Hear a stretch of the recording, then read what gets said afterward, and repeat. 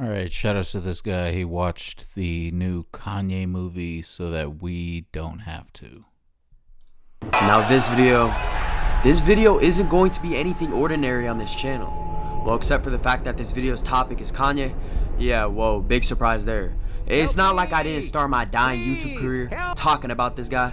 And it's not like I'm also currently using his name to pay my rent occasionally.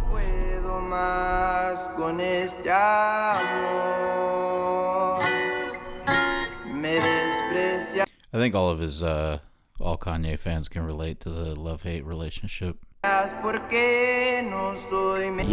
whoa.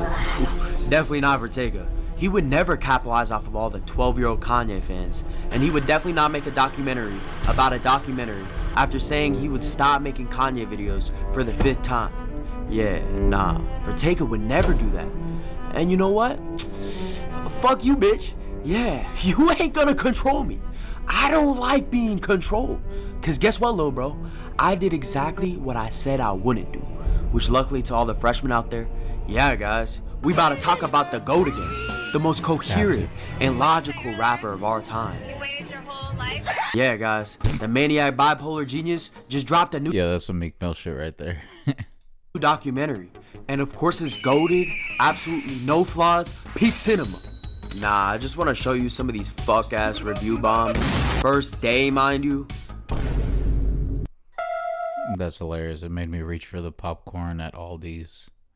And then the few actual reviews, they low-key just dogging on this movie, saying it don't make sense. But then you got like The Guardian out here rating this shit a 4 stars. It just really goes to show that the Kanye glaze, yeah, it's prevalent everywhere, baby. You can't even stop the actual movie critics from pinpointing the flaws. Cause believe me guys, there are definitely some. But if I'ma also be for real, I walked away with something out of the movie, and I documented the whole process. A whole story, you could say. You could call me Cootie the way I be on my directing shit. And by directing, nice, dude. I mean I just dragged my homeboys along and filmed with my iPhone. Yeah, we running on a budget, y'all. But hey, sometimes you gotta do what you gotta do to tell the story. Subscribe, join the Discord, discord.gg/Ortega. Follow my socials. Also follow my second channel and the Twitch for other content that isn't as much fit for this channel. I'll probably do like IRL content, or if I get into streaming more, I'll post stuff in that lane. Also, I started making a bit of music under an alias. It's just some underground projects that producers and engineers in the Discord made. I'm on all streaming platforms, and I'm trying to get that shit set up on YouTube. I'll link it all in the description. But yeah, appreciate the support. Let's roll these clips and tell this story. On our way to Kanye. Our go! Hey, I changed my mind about this new Tyler album. It's good.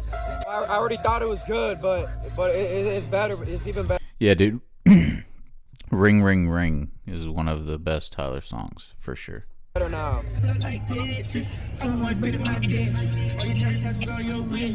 One of the few good songs on Vultures 2 for real. Walking into the theater. I didn't even listen to Vultures 2, dude. Who is that even for, you know? GOAT. Oh, the GOAT. My favorite Nazi. Waiting for the Kanye movie.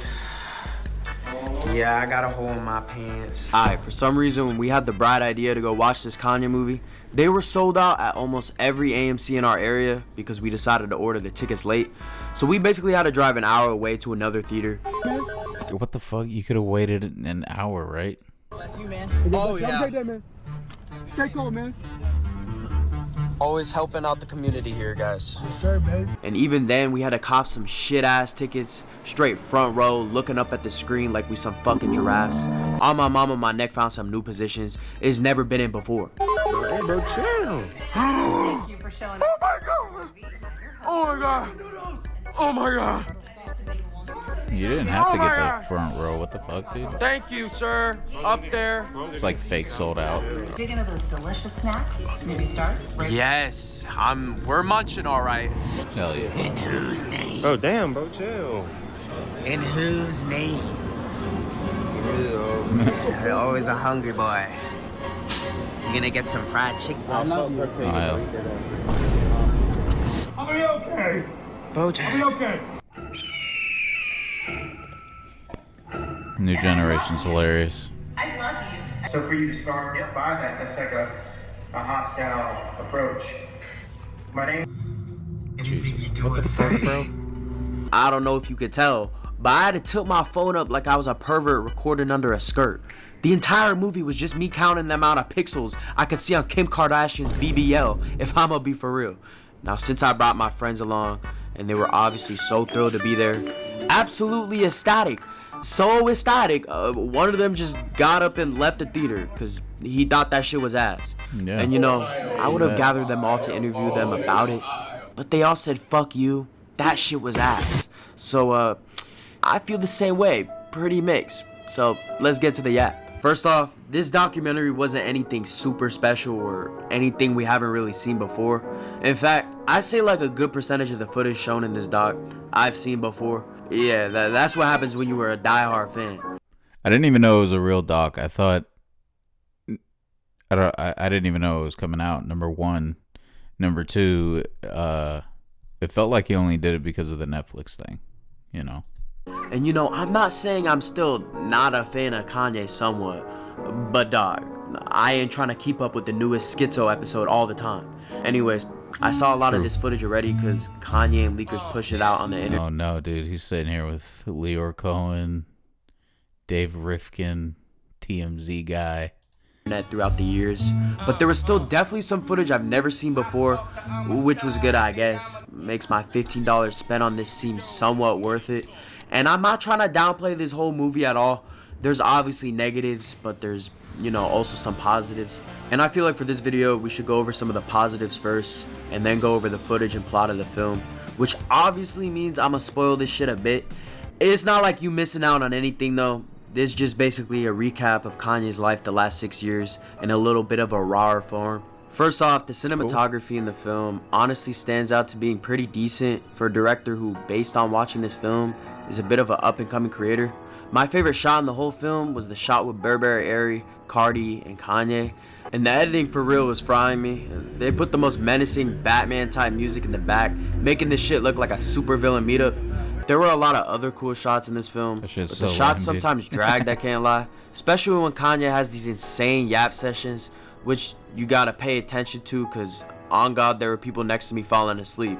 But I was locked in. Because it don't make no sense.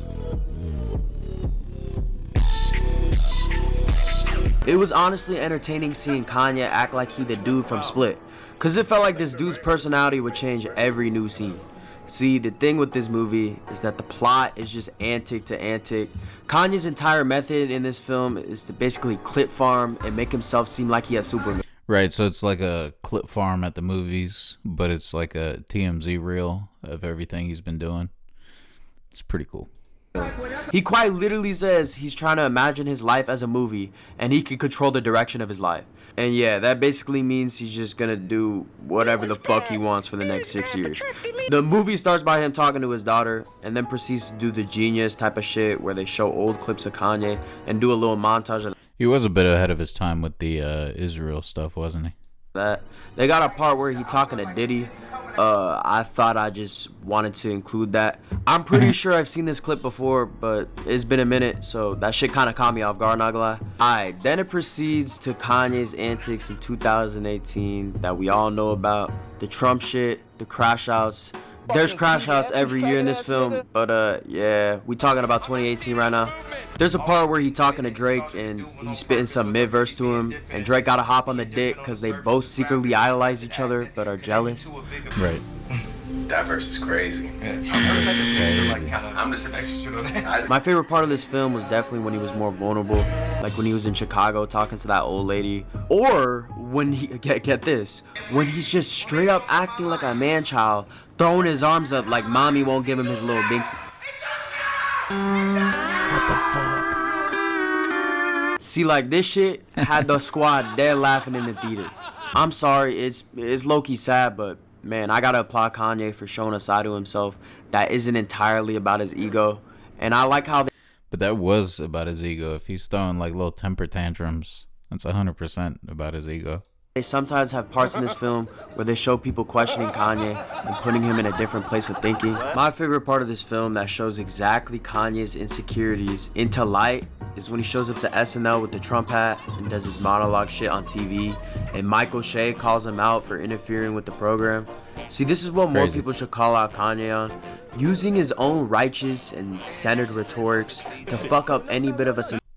Using Look at his this. own... Look at Consequence back here, because Consequence been talking shit, saying he's gonna, whatever. But he's just back righteous here and smiling. centered rhetorics to fuck up Happy guy. any bit of a scenario of life to the image and legacy of his career. I think I just figured it out there. And there were plenty of points where Kanye even questions his ideals and rationalized thinking. And then there are points where he just straight up contradicts himself, like with all the Jew shit. He was low-key spitting about some things, I'll give you that. But honestly, every Kanye conversation has logic, but always a silver lining of irrationality. Cause he even admits that he says his messages are sent in an anti-Semitic way. Anti-Semitic shit and they can't drop me. I could say anti-Semitic things and Adidas can't drop me. And then they did. You don't make a whole ass song praising Hitler and not be called anti-Semitic. After all that shit, it just moves forward to 2019 and 2000 They're just anti-Semitic. dragging the kid. After all that shit, it just moves forward to 2019 and 2020, which was a bit calmer besides the presidential run, which spiraled into mania again. Right. So what else are they gonna show other than? 2019 and 2020 just had footage we've pretty much seen before. Random yap sessions about Kanye's motives with projects we've seen before. And honestly, I could say the same goes for the Donda era in 2021. We've seen a lot of that footage. I feel like it was a privilege though.